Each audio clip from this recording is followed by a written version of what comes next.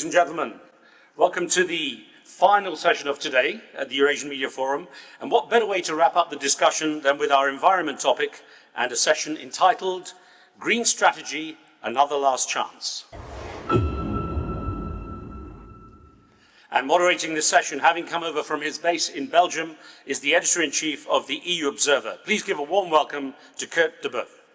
Thank you very much. And it's to attend this panel on Green Strategy, Another Last Chance.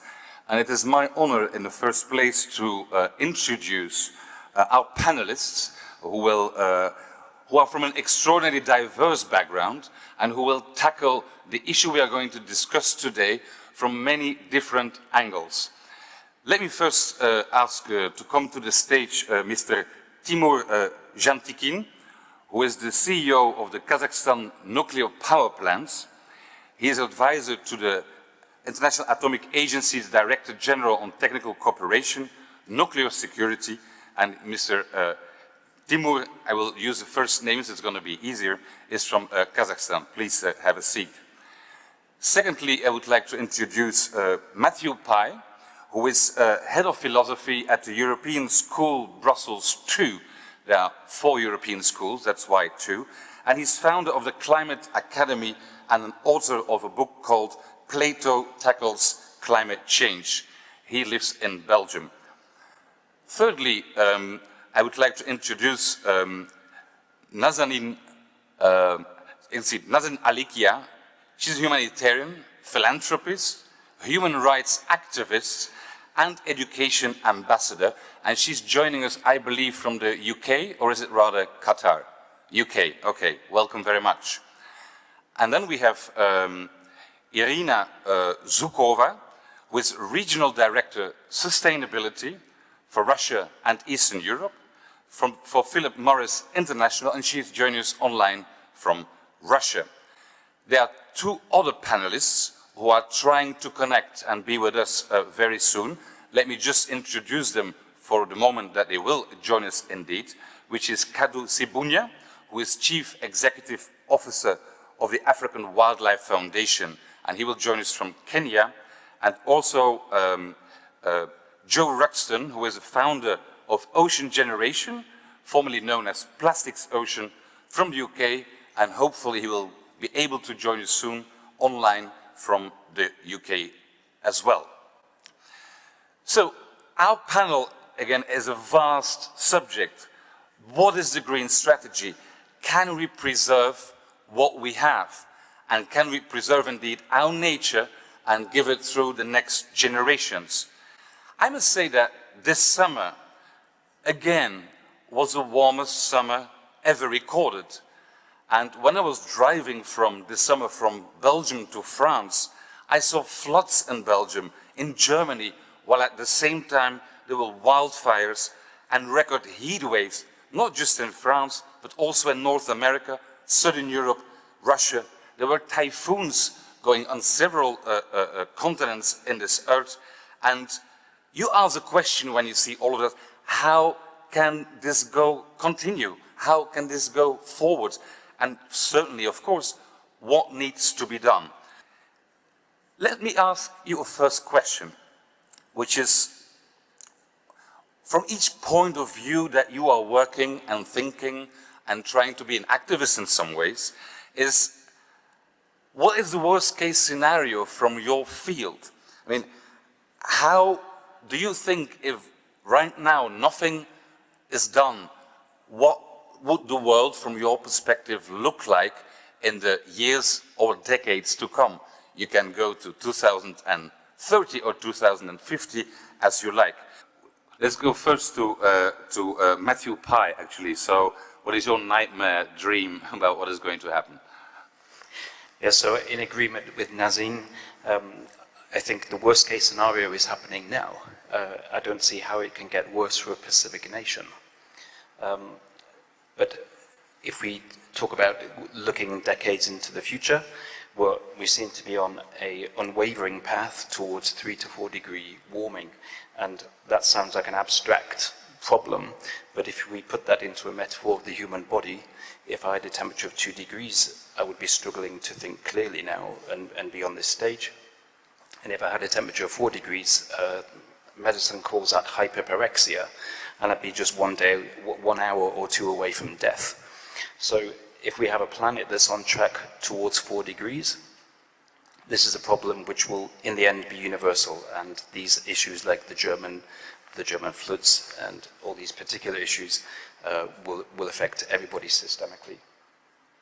Now, I think as a philosopher, we have always to be attentive to data, and so therefore to kind of put just to ground all of this, we're in a situation now where the concentrations of greenhouse gases in the atmosphere are at 413, and that's not just a historic level, that's a profoundly historic level.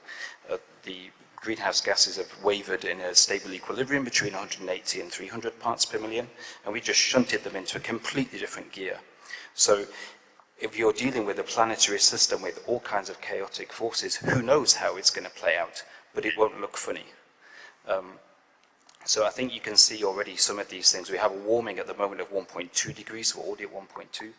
And if you just think of the 3 basic elements of being a human being, food, water, shelter, sea level rises in the Mekong River, that's causing terrible problems of salination for rice. Water, the Himalayas, the projections on the glaciers are absolutely terrible, and over 2 billion people will suffer from that. And then just shelter, if you think of California and these parts, huge tracts of land will just become uninsurable. So we're right in the middle of something which is unfolding in an absolutely terrible pathway, and underneath it all, just to finish, our emissions are still accelerating. Thank you. I mean, some would say that, if you look into history, that we have periods when the Earth was cooling down, the ice ages and so forth, and periods when the Earth was warming up. And there have been periods in the past that perhaps was less dramatic. What do you say to these people who are saying this? Well, there are natural cycles in nature, the Milankovitch cycles that depend on the tilt and the wobble of the Earth and so on. But you have to ask geologists, you can ask them about that. But like I said, if you look at the territory that we're in now, has not been seen in the readings of ice core data or anything for 4 million years. So that is very unprecedented. So yes, there are always oscillations in the climate, but this is not an oscillation. This is a shunt, and this is a very dramatic shunt. And we're in completely unknown territory. And there's no way you can account for this. Well, of course you can account for it. It's human beings and fossil fuels. It's not very difficult to work out.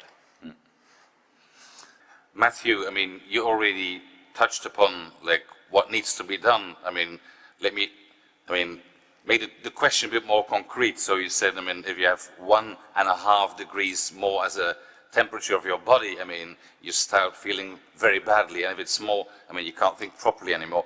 So you're talking about the global warming, obviously, and about what should be done. But let's make it as concrete as possible. So in your opinion, what is the most urgent thing, perhaps concrete thing, that we should do in the years to come?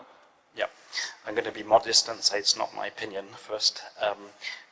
1.5 degrees, as you say, is not comfortable, and we know that there's a budget for that, a carbon budget, and that's known by science, and it's known very clearly, and that's 233 gigatons. So we can still emit another 233 gigatons into the atmosphere and have a good chance of staying at 1.5. So that is what it all comes down to. There's all these different angles and perspectives, different initiatives, but at the end of the day, that's the budget. And I think that, when you ask, what's the concrete solution? Well, it's not more complicated than that. Now, there are two, in terms of how do we achieve that, I think there are 2 major things to say. And the first is with media, and the second is with governments. If you think about media coverage of climate, it's extremely pervasive, and we have all sorts of climate, especially after Greta. There's a big surge in climate coverage, but there is no coverage of a climate index. We don't have a carbon budget index. and by its emission, that's a really freaky fact. When you open The Economist, you have all the gold, all the oil prices, all the inflation rates, all the GDP rates, but we don't have a handle on that carbon budget. You go to COP. I was in COP 25 in Madrid. At no point is the carbon budget addressed or central to media coverage of anything. So nothing is ever measured according to just the hard truths of what it all adds up to.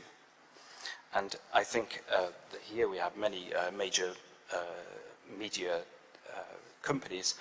That is something that I think they have to step up to.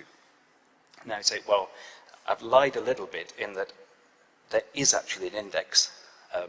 And this index has been worked out by the climate scientists that I work with, Birgit van Munster and Michael Wadley, and they're in close collaboration with the world's most eminent scientists. You can go on the website, Could 11%, and this website takes that index and it gives every single nation of the world what their fair responsibility is for that global 233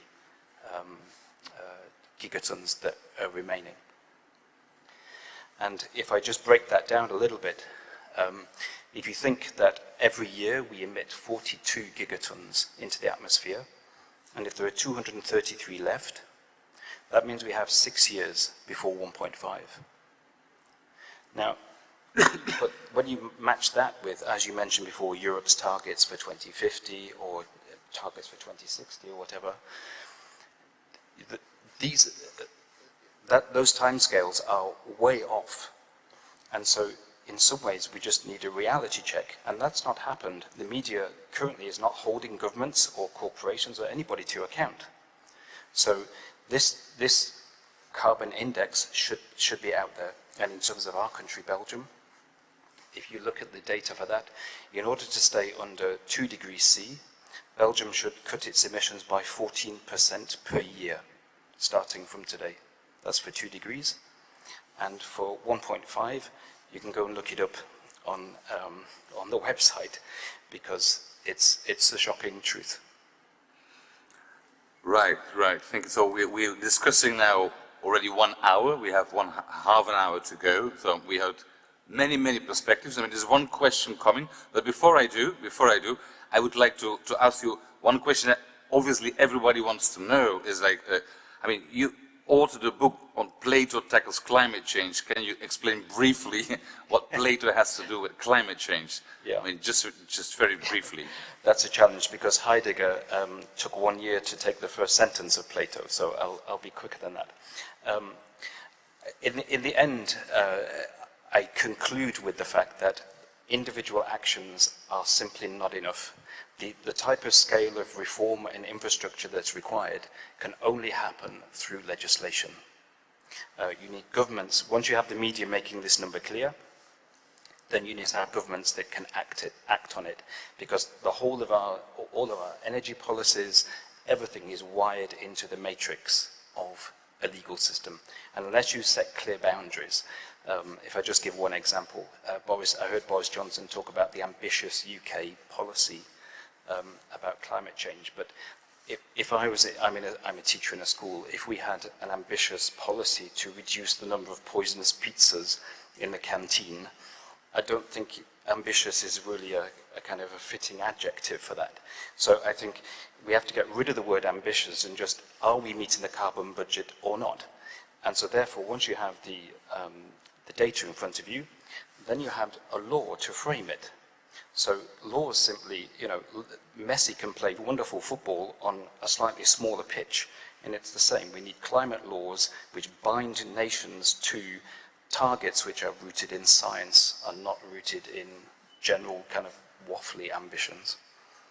I think that's clearer than Plato himself, so thank you. Well, so one question from the audience. The first online question is, many young, frustrated activists like Greta Thunberg place alarming statistics in front of governments and claim nothing is addressed. It is all talk. Okay, Matthew? Yeah, I think you can take quite a good example from Martin Luther King. If we think about Greta Thunberg, she certainly brought many people onto the streets. But what did Martin Luther King fight for? He fought for laws, and he wasn't satisfied. He was kind of intolerant of slightly, gestures towards a solution. He didn't stop until the Civil Rights Act was signed, because he knew that that was the thing, that was the matrix within which everything else would be sorted out. And I think that's what, now that the climate strikes are active, now that we have people on the street, now that awareness has been raised, we have to get to the next level. And the next level is a focused demand for science to guide policies. Otherwise, you're right, it can just feel like always saying the same thing, always, cut emissions, cut emissions. You have to give it a focus now, and time is short. I believe there's another question. Yes, another online question. What would be the worst scenario for humanity if we do not take action? Matthew feels... Well, I think the worst case scenario, like the really worst case, of course, is that you end up pushing the climate into these tipping points. And I don't think I would ever read a bedtime story to a child where we describe what 6 degrees looks like. But we may, if we allow ourselves to go over 1.5 and 2 degrees, then we're entering to that minefield. And that's the ultimate. I mean, that's completely inhospitable to humankind. So, yeah. We have a question from a lady here in the public, but Matthew has perhaps another opinion. No. I think in some ways these examples are good to hold, to help us imagine climate change. We should stare at that and think through that this is going to play out across all sea levels and everything. I mean, if you just go back 16,000 years, we built our whole civilization on the sea levels that we inherited from there. But there's 80 meters of sea level that can still happen. And that's kind of an unimaginable thing. So I think if we in a way meditate on things like the Owl Sea, it helps us focus the mind to think, yeah, things can be different. The status quo, it's not fixed.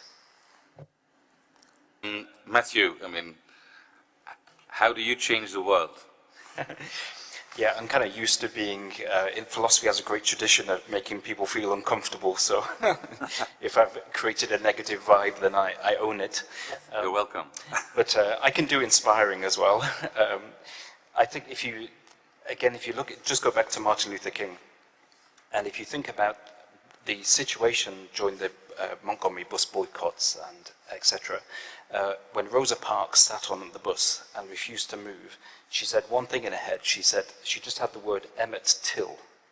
Emmett Till. So Emmett Till was the young boy who was brutally murdered in the Deep South. And by having an open coffin at his funeral, that triggered a whole... So sometimes negative things do actually cause inspirational shifts. And just 9 years later, the Civil Rights Act was signed. So society is shiftable, and you can have paradigm shifts quickly. So that, we can be optimistic. If we're brave enough to look at it, that can sometimes trigger dramatic change. So more concretely, just for myself, I think that we have to get out of the paradigm of thinking about ourselves as simply consumers. So less meat, less this, less that. And we have to recognize that we're fuller people than that. We're social, we are civic, we have values, and if we could awaken that spirit, then you can see transformative change happening. And that's what I'm doing in my Climate Academy. The Climate Academy starts with knowledge, and then they move on to do civic engagement and social life. Sorry to interrupt you. Can you, what is the Climate Academy? Okay. So, like Plato, you have an intense education. His was 50 years, but I have to be a bit more modest, so it's 2. And I house gifted and talented people in a school, in my school, and they go on to develop projects which have a big impact, both locally, but also with a global kind of universal reach as well, so that they can be like multiplied. So they have to think systemically from the beginning. And that's the shift that has to happen. We have to get away from just thinking of ourselves as consumers and getting to think of ourselves as like the full human being. I think we've had our imaginations cropped by the media and by politics. But the good thing is, like with Microsoft, when an image is cropped, you can click and just drag it and you can restore the full image. So. Yeah. Okay.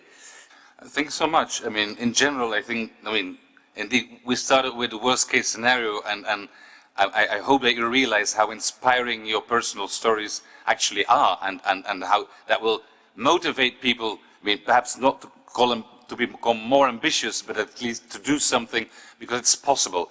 I think we have 3 more minutes. Maybe there's one more question from the public. I have a question to our foreign speakers. I would like to learn how things are like in their countries, because in our country, recently we've seen a struggle between environmental activists and businessmen who want to, for example, big hotels and develop their businesses in some beautiful natural sites, untouched natural sites. So environmental people are getting very uptight. Who do you think is righteous in this argument? Do you think any compromise is possible? And in your country, if you had at all these kind of situations, how did you resolve them? Can someone take, let's say, the foreign perspective very briefly? Matthew? I think, again, the Green Deal, all these Green Deals, they have to be seen as positive. You know, all of the things that we're fighting for, all these infrastructure changes and everything, it's kind of an unfair dichotomy to say that, you know, well, this kind of negative climate agenda, it's a chance to regenerate, to restore wildlife, to have healthier lives. So I think there's not a conflict, and I think that in the case of particular countries, as long as we have that perspective, I think that will help synthesize these opposing forces.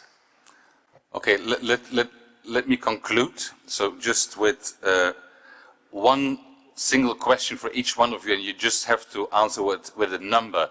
From 1 to 10, how optimistic are you if it comes to the world, well, beating climate change? Matthew? I'm gonna say 10. I'm gonna say 10 because it's. So we ended with the cruelest disasters in the world facing climate change, and I think we ended with an overall optimism that it will happen, and that we will preserve our nature, and that we can give our children, or grandchildren, at least a bright future. Thank you so much, Timur. Thank you, Irina. Thank you, Nazanin. Thank you, Joe, and thank you, Matthew, for this inspiring panel discussion. Thank you so much. Thank you.